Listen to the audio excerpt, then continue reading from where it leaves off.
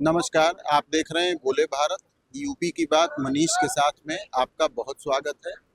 हम बात करने जा रहे हैं पिछड़े राजनीति पर, पिछड़ों की राजनीति पर। विधानसभा चुनाव नज़दीक है और सभी पार्टियों का जोर इसी बात पे है कि जिनको पिछड़ों, खासकर अति पिछड़ों का वोट जिन्हें मिला वो सत्ता में आएंगे। और पिछले लंबे समय से इसकी पॉलिटिक्स यूपी में चल रही है। उसकी बड़ी वजह ये भी है कि यूपी एक ऐसा राज्य है जहाँ पिछड़ों की आबादी पूरे देश भर में सबसे ज़्यादा है। तो इस मुद्दे पर बातचीत करने के लिए आज हमारे साथ खास मेहमान हैं अजय कुमार लल्लू, जो कि यूपी कांग्रेस कमेटी के प्रदेश अध्यक्ष रह चुके हैं।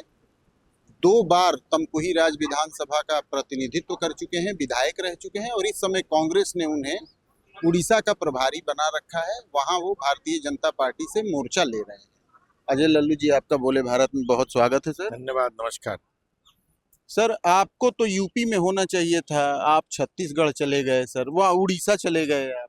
नहीं, हम पार्टी के कार्यों में ही लगे हुए हैं और आदरणीय राहुल गांधी जी ने, आदरणीय खड़गे जी ने अगर उड़ीसा की जिम्मेदारी दी है तो वहां भी हम काम ही कर रहे हैं। लेकिन अब तो इलेक्शन यूपी में आ गया है और जिस तरीके से कांग्रेस पार्टी में एक्टिव नेताओं की कमी हमेशा से देखी जाती रही है, मैं इसलिए इस बात को कह रहा हूं क्योंकि आप जब प्रदेश अध्यक्ष थे कांग्रेस पार्टी के यूपी के, उस समय बहुत एक्टिविटी हुआ करती थी। सोनिया गांधी के भी लगातार दौरे हुआ करते थे। उसके बाद से बहुत ये गति धीमी हो गई है। तो यूपी में आपकी क्या भूमिका होगी? देखिए, आदरणीय प्रियंका गांधी जी उस समय हमारी इंचार्ज थी, इसलिए लगातार उनका उत्तर प्रदेश में इन्वॉल्वमेंट था हर मुद्दों पर। चाहे वो हाथरस का मुद्दा हो, चाहे वो सीतापुर का मुद्दा रहा हो, या अगर उम्भा का घटना देखेंगे, या लखीमपुर की घटना का मामला रहा हो, तो निरंतर हम लोगों ने मिलकर एक साथ संघर्ष किया और आदरणीय प्रियंका गांधी के नेतृत्व में हम लोगों ने काम किया। सड़कों पर लड़ाई लड़ी, जेल भी गए। कोरोना काल में आप जानते हैं 1.5 महीना मैं जेल में भी रहा। 17 दिन मैं बालू खनन के खिलाफ जेल में रहा। और तमाम विषय मुद्दों पर, चाहे कानून व्यवस्था रहा हो, चाहे महिलाओं का सवाल रहा हो, या किसानों का मुद्दा रहा हो, गरीबों का मुद्दा रहा हो, इन विषयों पर हम लोग लगातार सड़कों पर संघर्ष करते रहे और हम लोगों ने लोहा लिया इस सरकार से। कांग्रेस किस तरीके से यूपी के इलेक्शन में आगे बढ़ रही है? समाजवादी पार्टी की जनसभा हो गई, भारतीय जनता पार्टी की आए दिन रैलियां होती हैं, ओम प्रकाश राजभर की रैलियां हो रही हैं, संजय निषाद की रैलियां हो रही हैं। कांग्रेस की कोई रैली अभी तक सामने नहीं है। देखिए, कांग्रेस की भी रैली हो रही है और आप देखेंगे कि बहुत सारे कार्यक्रम अभी हुए भी हैं तमाम जगहों पर। चाहे उत्तर प्रदेश कांग्रेस कार्यालय में हुआ हो, बाबा साहब अम्बेडकर की के कार्यक्रम में भी, और खासकर कांसीराम जयंती पर आदरणीय राहुल गांधी खुद आए थे। आज ज्योतिबा फुले जी के जन्म जयंती पर भी आज यहाँ कार्यक्रम हुआ था जिसमें आदरणीय भूपेश बघेल जी आए थे। तो कांग्रेस एक्टिव है, लगातार काम कर रही है, संघर्ष कर रही है। किस तरीके से सीट शेयरिंग को लेकर आप लोगों की बात आगे बढ़ेगी या बढ़ सकती है समाजवादी पार्टी के साथ, या किसी और पार्टी को भी आप लोग साथ लेने की कोशिश करेंगे? देखिए, सीट शेयरिंग के मामले में समाजवादी पार्टी से बात करने का जिम्मा यहाँ के राष्ट्रीय महासचिव का है और खासकर जो हमारा केंद्रीय नेतृत्व आदरणीय खड़गे जी हैं वो बातचीत करेंगे समयानुसार। और मुझे लगता है कि लोकसभा में जिस तरह एक परिणाम आया देश में, उत्तर प्रदेश में खासकर, वैसा ही चौंकाने वाला परिणाम उत्तर प्रदेश में, जब उत्तर प्रदेश का चुनाव होगा तो निश्चित रूप से आएगा। ऐसा हमें भरोसा और विश्वास है। आजकल देख रहे हैं कि निषाद वोटों की गोलबंदी के लिए बहुत हो हल्ला हो रहा है। संजय निषाद जी गोरखपुर में एक जनसभा में रो रो के बोले कि निषादों को उनका हक नहीं मिल पाया। इसके अलावा समाजवादी पार्टी में फूलन देवी की बड़ी बहन रुक्मणी देवी निषाद को महिला मोर्चा का प्रदेश अध्यक्ष बनाया गया। तो क्या लगता है कि अति पिछड़ी जातियों में या पिछड़ी जातियों में निषाद सबसे ऊपर आ रहे हैं और उनका क्या रुख रहने वाला है? देखिए, जहाँ तक निषाद समाज की बात करेंगे और रोने की बात करेंगे आदरणीय संजय निषाद जी का, तो सरकार में है और पिछले 10 सालों से है और इस सरकार में मंत्री भी हैं, केंद्र में भी सरकार है, प्रदेश में भी सरकार है। उन्होंने एससी का दर्जा प्राप्त करने के लिए लगातार लड़ाई भी लड़ी लेकिन उनको इस विषय पर चिंतन करना चाहिए, जो केंद्र में और राज्य में सरकार होने के बाद भी अगर उनको आरक्षण नहीं दे पा रही है, तो कहीं ना कहीं उनको इस पर गंभीर चिंता करनी चाहिए, क्योंकि उन लोगों की जो उत्पत्ति हुई इसी लड़ाई से हुई, आरक्षण की लड़ाई से हुई। उसमें कई सारे लोगों ने शहादत भी दी, बहुत सारे लोग जेल की यातनाएं भी सहे। तो संजय निषाद जी को सोचना चाहिए, और मैं जानता हूं कि बीजेपी में आरक्षण सुरक्षित नहीं है।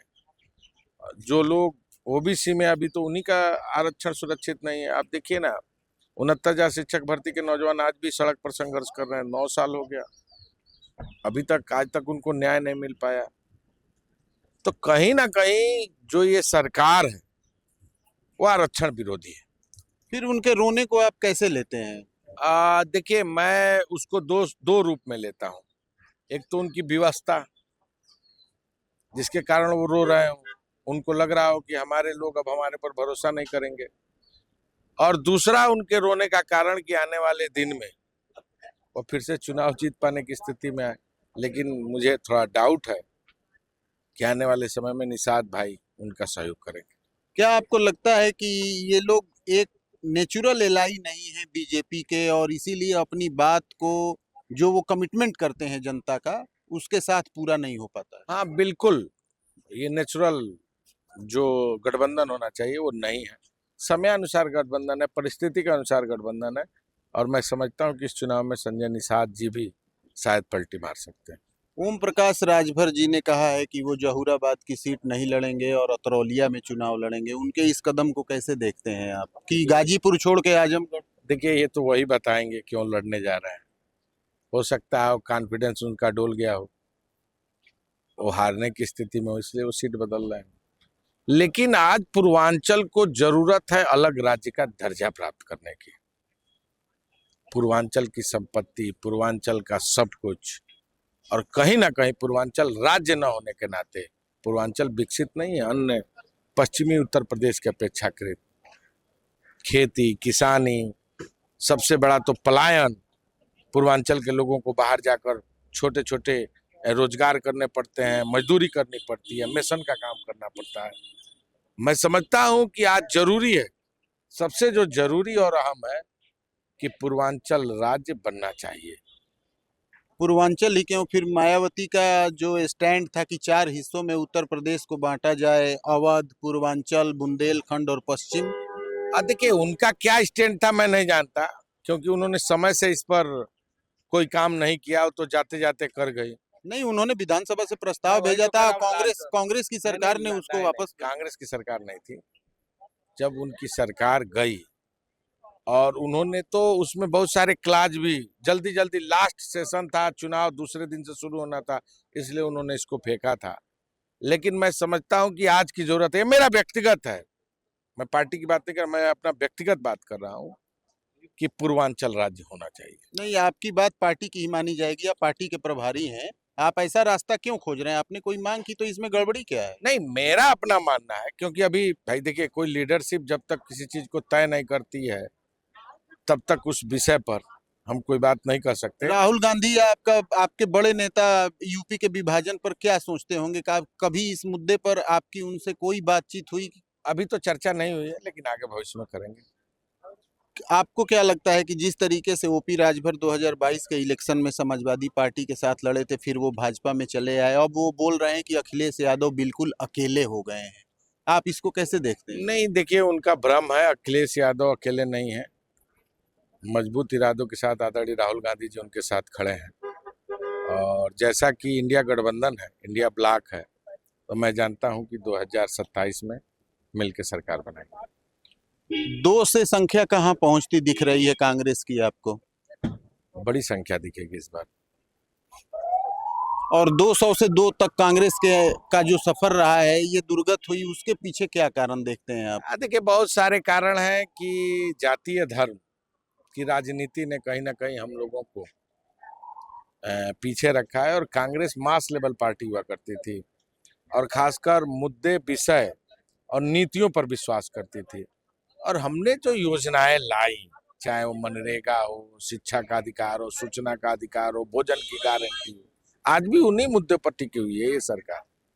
नहीं, क्या आपको पीछे इसकी एक बड़ी वजह ये भी मानते हैं कि कांग्रेस ने सालों तक दलितों पिछड़ों का वोट दिया लेकिन उनको भागीदारी नहीं मिली, जितने मुख्यमंत्री बने सब ज्यादातर ब्राह्मण समुदाय से बने, इस वजह से भी टूट हुई और सपा बसपा तो कांग्रेस के वोट पे ही आगे बढ़े? आपको देखिए, हमें ये लगता है कि आज आदरणीय राहुल गांधी जी जातिगत जनगणना की बात कर रहे हैं और जातिगत जनगणना सबसे बड़ा सवाल है और कहीं ना कहीं जातिगत जनगणना के सवाल पर सारा पिछड़ा वर्ग आज उनके साथ खड़ा है।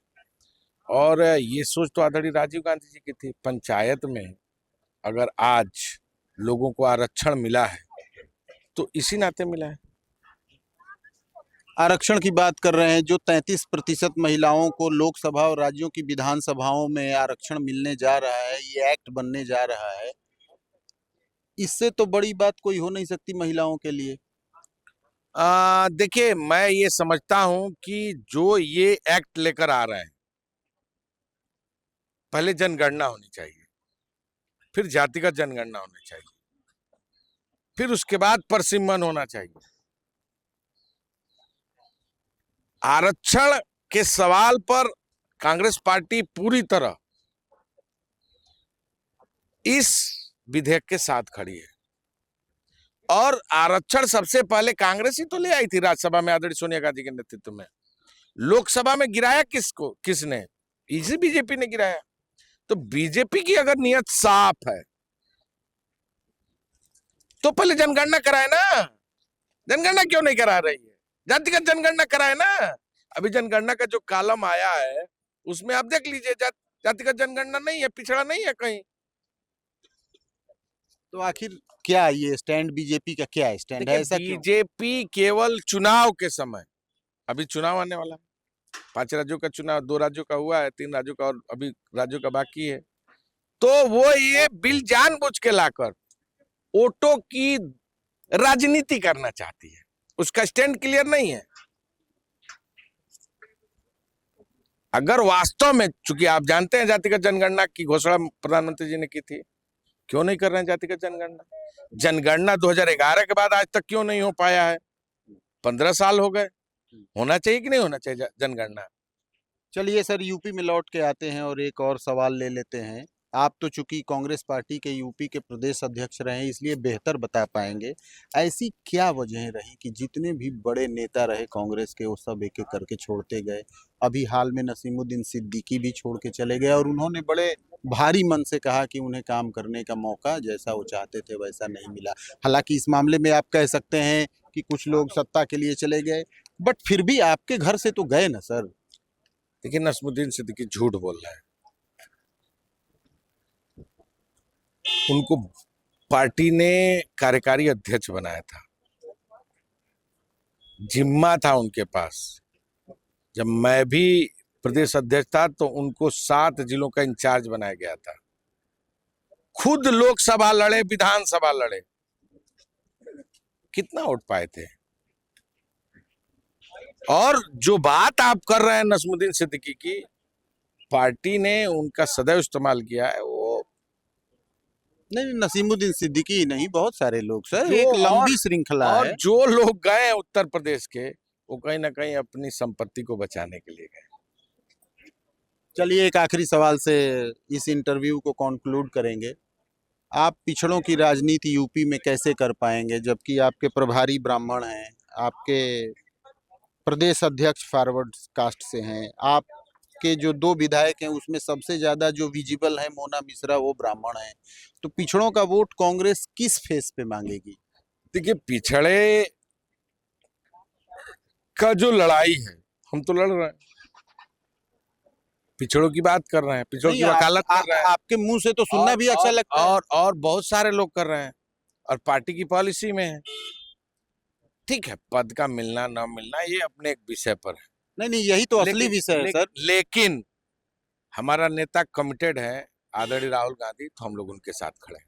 आपको लगता है कि 2-4 पिछड़े नेताओं को और सरफेस पे ले आना चाहिए? आएंगे, आ ही रहे हैं। हमको लाया ना पार्टी ने, इंचार्ज बनाया भाई, CWC का मेंबर बनाया। हमारे जैसे बहुत सारे लोग आएंगे आगे।